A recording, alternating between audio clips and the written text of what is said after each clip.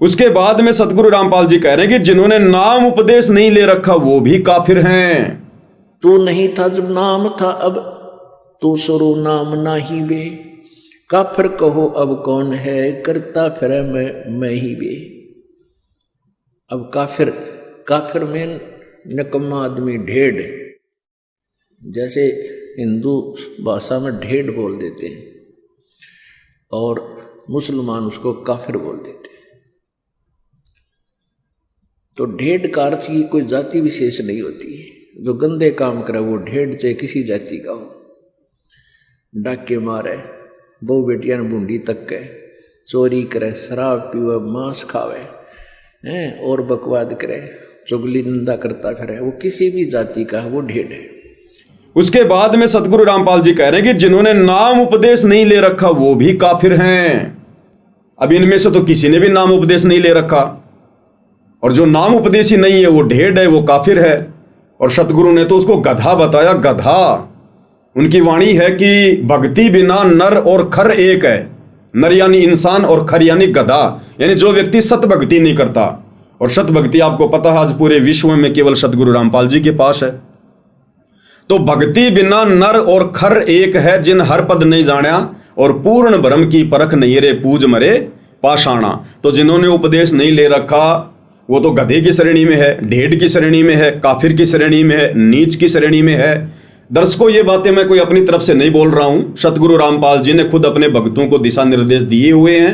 काफिर के अंग में आप YouTube पर जाकर सर्च कीजिए, काफिर का अंग, 1 घंटा 40 मिनट का सत्संग है। ये सारी बातें सतगुरु रामपाल जी ने आदरणीय गरीबदास जी की वाणियों से बिल्कुल क्लियर कर रखी है। अब लास्ट में मैं आपको छोटा सा एक वीडियो दिखाऊंगा जो काफी होगा आप लोगों के लिए, और आप लोग समझ जाएंगे कि ये मान सम्मान सतगुरु रामपाल जी का जो किया गया है, सतगुरु रामपाल जी से कितने जो है वो प्रसन्न होंगे। अंत में काफिर के अंग में सतगुरुदेव जी ने बताया कि हुक्का बीड़ी पीने वाला, तमाकू पीने वाला भी काफिर है, ढेड़ है, नीच है। अब भाइयों और बहनों, हरियाणा की खाप पंचायत के जितने भी लोग आए हैं सतगुरु का सम्मान करने के लिए, हुक्का तो इनका दादा लाई है, दादा लाई। हुक्के के बिना तो इनकी पंचायतें शुरू नहीं होती। हुक्का तो इन लोगों का कभी ठंडा ही नहीं होता। ये तो तमाकू के यार हैं।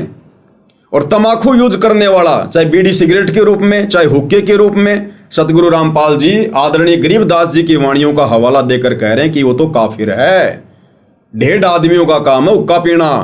तो बताओ फिर ढेड़ आदमियों से सतगुरु रामपाल जी अपना मान सम्मान कैसे करवाएंगे? अब मैंने बहुत सारी बातें बोल दी हैं। अब मैं आपको छोटा सा एक सतगुरु रामपाल जी के मुख कमल से एक सत्संग सुनाता हूं, काफिर का अंग। इससे बिल्कुल क्लियर हो जाएगा कि सतगुरु रामपाल जी ने आज की इस मान सम्मान को स्वीकार किया होगा या फिर नहीं किया होगा। काफिर गुता हते सलाई, काफिर हुक्का पीवे अन्यायी। अपने आत्मा सबसे बड़ा दोष, वैसे तो सारे ही अपराध हैं, जैसे मांस खाना, शराब पीना है, ये और बताए हैं भाई, पर नारी को तकना, कन्या को मारना, ये भी ढेड़ आदमी के काम होते हैं। लेकिन हुक्का पीना भी ढेड़ों का काम बता रखा है। लेकिन हुक्का पीना भी ढेड़ों का काम बता रखा है। लेकिन हुक्का पीना भी ढेड़ों का काम बता रखा है। अब हमारे समाज में हुक्का इतना समा गया, यह बात स्वाति को ना कि हुक्का पीना ना बीनों के भाई ये भी निकम्मे है, हुक्का नहीं पीना चाहिए, बिल्कुल भूल के भी टच नहीं करना चाहिए। सबसे महापाप बता इसका।